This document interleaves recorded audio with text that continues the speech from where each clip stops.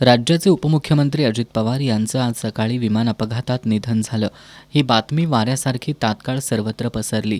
कागलमध्ये ही बातमी समजताच कागल शहरासह तालुक्यावर शोककळा पसरली. ठिकठिकाणी कार्यकर्ते चर्चा करत दुःख व्यक्त करत होते.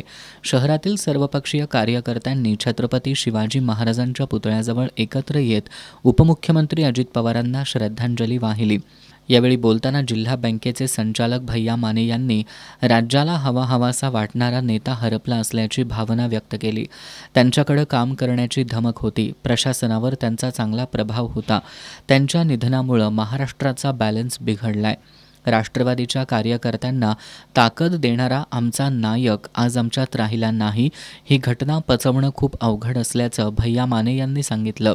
गोकुळचे संचालक युवराज पाटील यांनी उपमुख्यमंत्री अजित पवार यांच्या जाण्यानं कागल तालुकाच नव्हे तर संपूर्ण महाराष्ट्र पोरका झाल्याची भावना व्यक्त केली. उपनगराध्यक्ष जयवंत रावण यांनी दादांचा अपघात आणि त्यांचा मृत्यू ही न पटणारी घटना असल्याचं सांगितलं.